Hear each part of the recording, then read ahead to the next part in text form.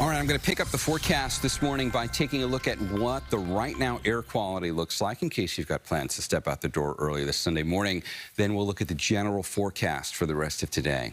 San Jose looks a bit hazy right now, but this is a mix of mid-level marine layer cloud, and there is some smoke that's visible in the view, but what we care about most is what's the smoke like down on the ground where we'd be breathing in the air. And here's where the good news is. As we take a look at the right now conditions, there are a few moderate readings. There's one for San Jose.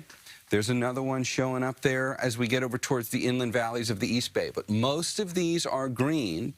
So it's good air quality for the majority of us, except for the usual suspects, those inland valleys, whether it's right down in the heart of the Santa Clara Valley or the inland valleys of the East Bay, which are usually going to notice this the most. And for now anyway, our North Bay valleys are doing okay. Air quality is good here, but that likely won't hold. So the takeaway for Sunday is if you're making your plans for later in the day, we will have moderate air quality conditions, pretty much Bay Area wide. That's the official forecast from the Bay Area Air Quality District, who also still has us all under an air quality advisory through today. Could be worse than this. And, you know, we went through many days that were far worse than this last summer. But today at moderate, you still want to keep it in mind. And we still got a long summer to go where we could see the air quality go downhill. The other headline in the forecast is how hot it is for most of California. And for some of us here in the Bay Area, just not most of us. Take a look at where the heat advisories are for today and the excessive heat warnings. It's most of the state. But when we come closer to home, you can see the area here that's influenced by the onshore flow is not included in this. It doesn't mean it won't still be hot. For inland locations, it will. But, boy, we're avoiding the worst of this, and you can see why. There's your marine layer right there, just kind of perfectly outlining the areas that don't have to deal with the worst of the heat. Let's put numbers on this.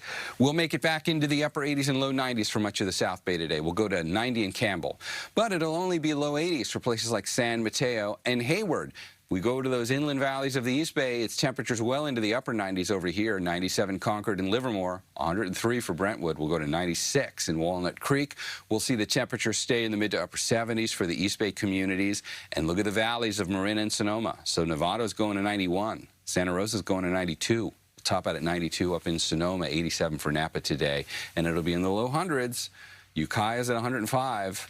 Clear Lake goes to 106, so Mendocino and Lake County still feeling this heat. 7-day forecast shows us a cool down. Look at San Jose's numbers. See how they go gradually lower as we get into the middle part of this week?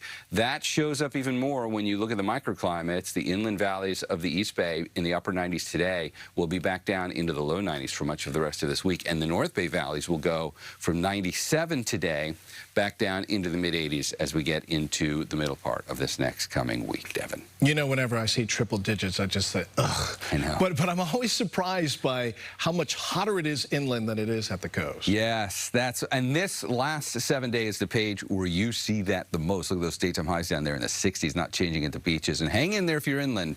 It's really just today and tomorrow that are the peak, and then it does get better by Tuesday. All right, thank you.